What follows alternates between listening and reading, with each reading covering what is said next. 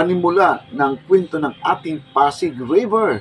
Ito po, pakinggan po natin ang ating Secretary Benjamin Binhor Abalos para po tayong nananaginip daw. Siguro ito na yung panaginip. Panaginip ko siguro, panaginip ng lahat. Yung narinig sa Pangulo kanina.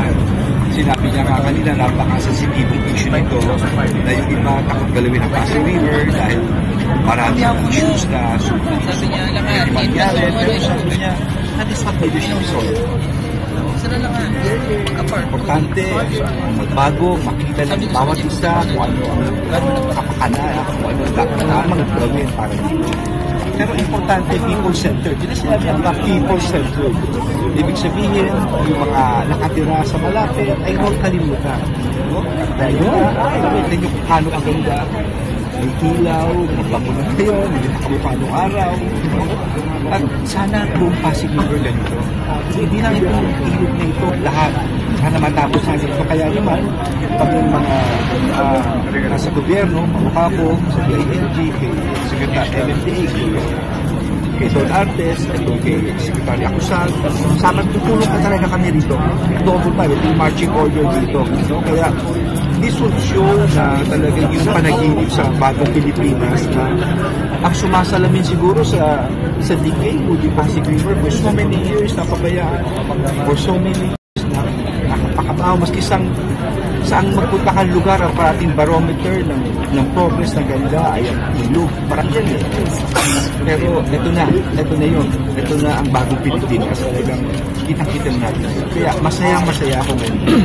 Ito na ang Ilog Pasig, bagong Pilipinas. Ito na ang bagong Pasig, bagong Pilipinas. President Ferdinand R. Marcos Jr. and First Lady Luis Araneta Marcos lead the ceremonial opening of the showcase area of the Pasig Bigyang Buhay Muli PBBM Pasig River Urban Development Project at the Johns Bridge in Binondo City of Manila on January 17, 2024. Ang proyekto, Pasig Bigyan Buhay Muli PBBM, isang napakalaking urban development master plan para sa pinagsama-samang rehabilitasyon sa kasaysayang Ilog Pasig ay inilunsad Huwebes, Agosto 24 ayon sa Interagency Council for the Pasig River Urban Development IAC PRUD. Ang plano ay pangunahing nagmumungkahi ng mixed-use developments sa kahabaan ng tabing ilog mula sa Manila Bay hanggang Laguna de Bay. Inisip ng disenyo ng pagbabago ng mga tributaries ng Pasig River sa mga pampublikong bukas na espasyo at komersyal ng mga lugar na may layuning lumikha ng mga pagkakataong pang-ekonomiya. Kasama na rin sa proyekto ng PBBM ang paglipat ng mga naapektadong informal settler families ISF na naninirahan sa kahabaan ng nasasabing daluyan ng tubig sa pakikipag-ugnayan sa mga kinaukulang ahensya ng gobyerno, kabilang ng mga Department of Human Settlements and Urban Development, SUD, Philippine Supports Authority PPA, Philippine Coast Guard PCG at ang Laguna Lake Development Authority LLDA. May kabuuang 8 unahing lugar na ang una ang natukoy na IACPRUD kung saan maaaring maganap ang mga pagpapabuting nakasentro sa mga tao tulad na sa pagtatayo ng mga pedestrian-friendly and jogging path at protektadong bike lane at tumatawid sa mga unahing lansangan sa Metro Manila.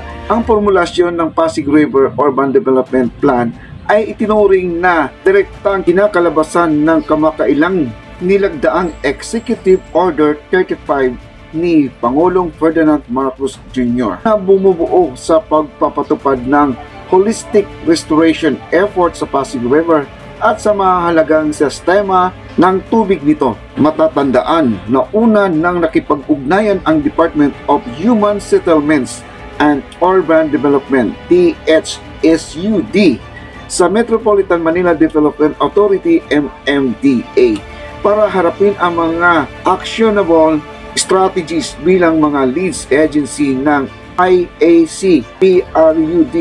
Una rito nagpahayag ng support si First Lady Lisa Araneta Marcos sa revitalization initiative na naglalayong ibalik ang kagandahan ng Pasig River with the assurance of EO 35 by the President and the full backing of the First Lady, lalo na pong mapapabilis at mapapaganda ng pagbuhay muli sa Pasig River. Kasama po ang ibang departamento ng gobyerno sa ilalim ng IACPRUD, sisikapin po ng DSSUD na matupad ang vision ng ating Pangulo at First Lady together with their other government agency under the IACPRUD.